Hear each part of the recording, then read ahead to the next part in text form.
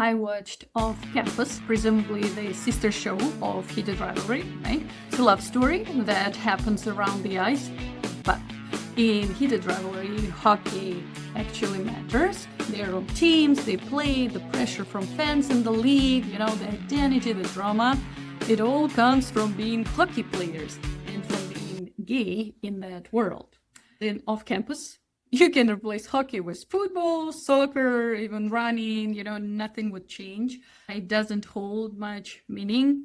Well, yeah, Garrett, who is the main character and gorgeous, his father is a professional hockey player, and that affects him. He's treated like a nepo baby, but honestly, his father could have been a football player or a soccer player. It wouldn't change anything. So I got the impression that it's connected to Heated Rivalry and has ice in it, mostly because of the hype. I haven't read the books, so I can't say for sure. But in this video, I want to give you my honest review of Off Campus and ask you a few questions. So, Amazon's Prime Video series Off Campus was adapted from widely popular book, The Deal. Actually, it is a whole series of books, and it's a very visual college romance. Yeah, and reviews are mixed. Some people love it. They say it's addictive, easy to watch, and very 90s rom-com vibes, and I can see it too. But others criticize it being too simple, too straightforward, with basic dialogues, and a lot of explicit scenes. Well, I can tell not as much as in Heated Rivalry, but they actually showed guys from the front, the full body, so you can see everything down there too, like, here we go. In Heated Rivalry, we couldn't see it, no. I haven't read the books, so I can't compare it to the books, but I watched it. Yeah, I binge watched it, and here is my take. Well, it's a beautiful college love story about two people who are kind of helping each other, making a deal, but eventually falling for each other. And the story is very linear. It's very predictable. Right away, they'll end up together, right? Because, there are so many stories like this. Fake dating, some kind of agreement, and then of course feelings happened, right? We've seen it in The Proposal, Kissing Booth, Friends with Benefits, and even Heated Rivalries the same. There was some kind of agreement and then they catch feelings. So I was watching this like, yeah, okay, I know where this is going. I love you. And it makes me think that these no feelings agreements, they never work in the movies, right?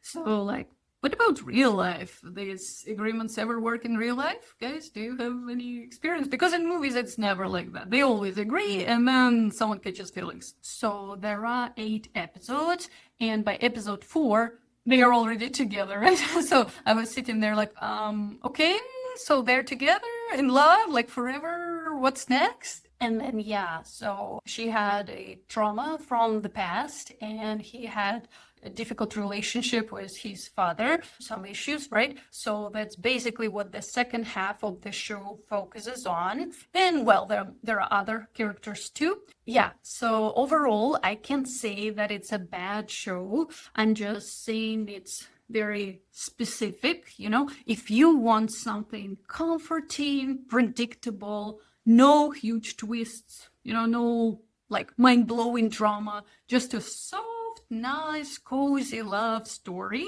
That's exactly that. Now, the cast. I actually think the cast is great. All these guys are so talented and they really fit their roles. Personally for me, Ella Bright and Mika Abdalla stand out the most. Ella Bright plays Hannah Wells, the main actress, right? She's only 19, but I completely believed her. She feels real, warm, emotional, present. Also, she's a great singer.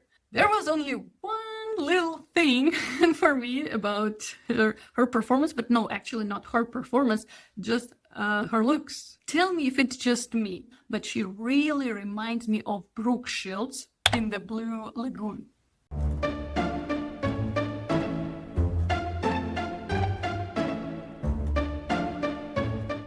And just a little thing about Hannah in the show, no body shaming, no anything shaming. It just caught my attention.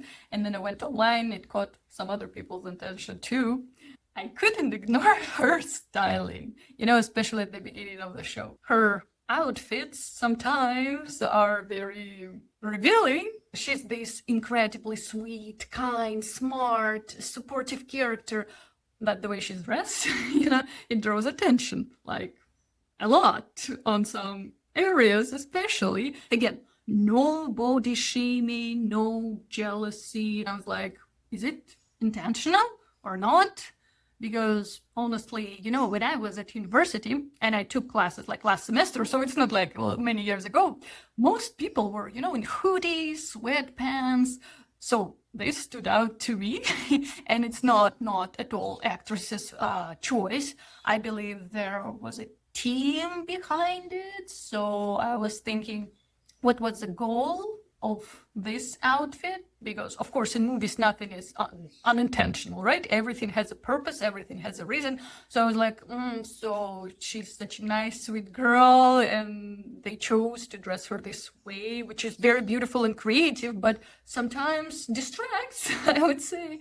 So again, no judging, it's just interesting choice. I asked my French friend what she thinks about that because she's a fan of the whole series. She read all the books. And I asked her if she also paid attention. And you know what? She said no, nothing. She said it's absolutely normal, regular, cute outfits. So guys, tell me, what do you think? Is it just me or you also paid attention? Now, Belmont Cameli, I hope I say his name the right way. He played Garrett, her guy. And, well, in this kind of story, he should have been this way. So he's a classic trope, hot, athletic, confident, playboy on the outside, but actually soft, kind, deeply caring inside. And of course, he opens up only with her. We've seen this before many, many times, right, in other movies, but Belmont does it well, and Garrett actually reminds me a bit of Ilya Rozanov, not exactly the same, but a little similar core. He's using hockey as an escape. He has family trauma. He's trying to survive something deeper. That emotional layer is there. So overall, I think like main actors, they share a really strong chemistry. You actually believe them, you enjoy their pure love, and it's amazing. I like that she helped him focus and get back in the game. Hannah becomes his, support system. So if we look at it from the bright side, he finds someone he can be open with, someone who accepts him and supports him. But I went online and I read some comments from some people, the way they see it. So some of them saw it negatively.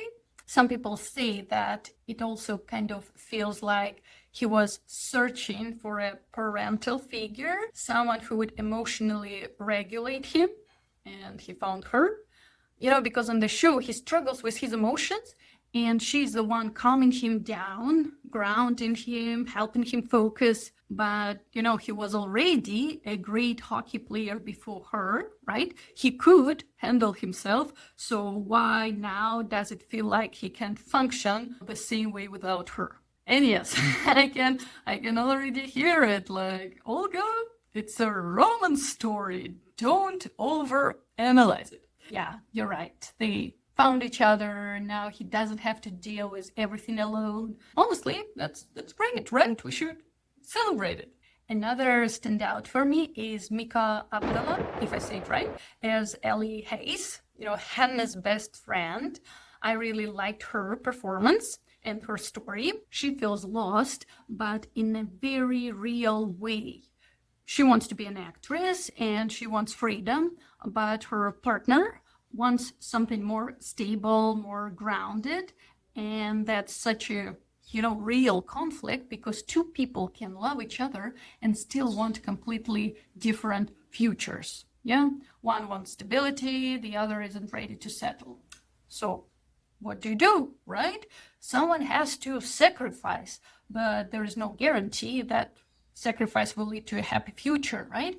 So even though the show presents it slightly, almost jokingly, that she's in the washroom, complaining everybody can hear it, so it's like a joke. But I would say that's actually a huge emotional dilemma, right? So her storyline, for me, it felt very real in that moment.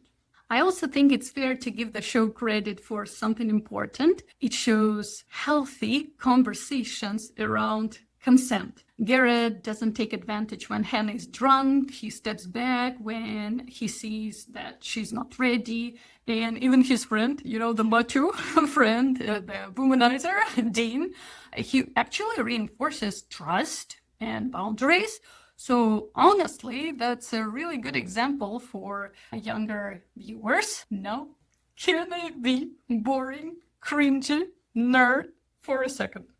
Please, I need to tell you something. There are some moments I just can't ignore. But if you love the show, skip this part. Skip it or stay and try to explain it to me because I was confused. All right. So thing number one, and spoilers alert, the breakup. Yeah. So at one point of the show, they break up. And the way they do it and then get back together, to me, was a little bit, questionable. So she says she didn't tell him about the other guy because she didn't want to trigger him and ruin his career. But he hears that as she's afraid of me. Not for me and my future, but she's afraid of me. So he decides we can't be together. I might become like my father and hurt her. Yeah. So emotional, dramatic, makes sense.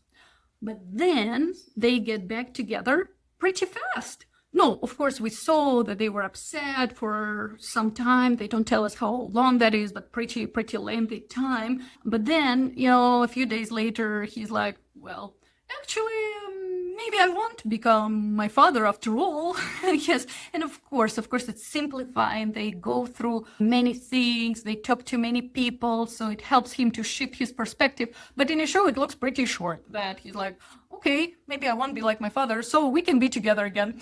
To me, it felt a little bit too easy. But again, it's romance logic, so they shouldn't suffer terribly, I guess. Thing number two, and yeah, feel free to say, Olga, you're a nerd, don't pay attention to that, but I couldn't pay attention. And to begin with, it's no one's fault, not the actress's fault, not the crew's fault, no one's fault, but I just paid attention. So let me tell you, there is a scene at the very beginning where Hannah and Garrett just make their agreement. So she's at a cafe where she works and she's spraying tables and cleaning them. Garrett is next to her and they talk. So she's spraying the tables, and the forks are on the table at this moment. Yeah, so she's basically spraying them as well. And I'm like, so first she's spraying forks and a table together, and then maybe she would go back and wash forks before people would use them, which is highly unlikely, right?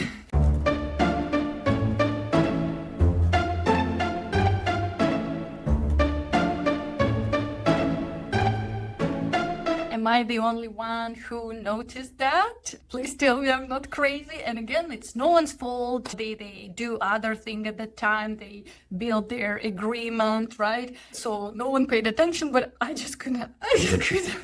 Then there were other ones, like the shower scene when she walked in on him, saw him, and, just stared.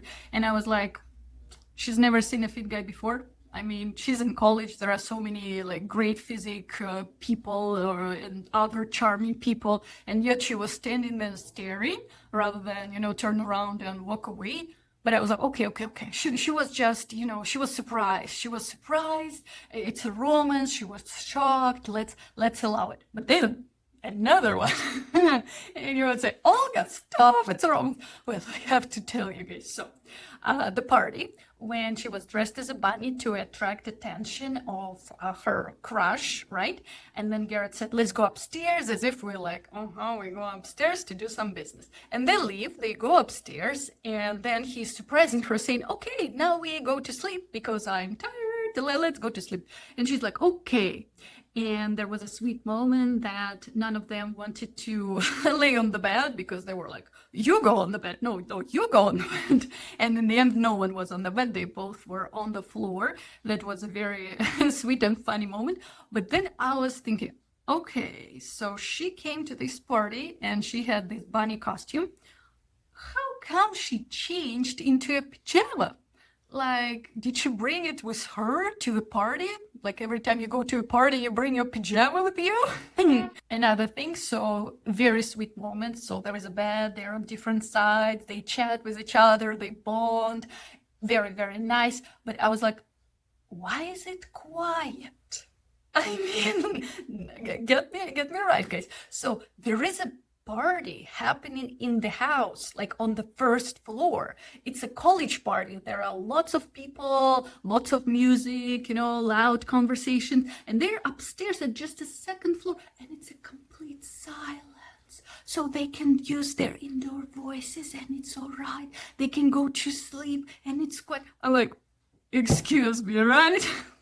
It's impossible that it's quiet in the room. It should be so noisy that you can't go to sleep. Like, okay, let's go to sleep. Like, come on. But then I was reminding myself that it's not a reality. It's a fantasy story. So we need to take it as a fantasy. And it works. But actually, that's why Heated Rivalry felt stronger to me. It felt more real. So overall, it's a beautifully shot college romance, and it touches on sensitive topics, but gently. If you're not looking for a heavy drama, shocking twist, or something emotionally exhausting, but you just want a soft, feel-good love story with a happy ending, you will enjoy it. Yeah, so why women can't stop watching Off Campus? I think because overall, it's a fairy tale. It's a dream, a soft escape. And sometimes we need that, right? We watch it, we feel it, we enjoy it, we live it. And then we go back to real life, with real people, real problems. And if you want that escape, why not, right? Why not? So tell me, what do you think? Did you like it more than Heated Rivalry? Were my comments boring, like ridiculous, totally unfounded, or did they actually maybe make sense? A little bit of sense. I mean, is it ridiculous to watch a rom-com and criticize it for being a rom-com? Maybe. But on this channel, as you know, I talk to my friend Anna, and this is exactly what I would tell her. Yes. So, did you watch the show? What do you think? Is it too linear too? Or you have some other thoughts? Let me know. Okay, bye.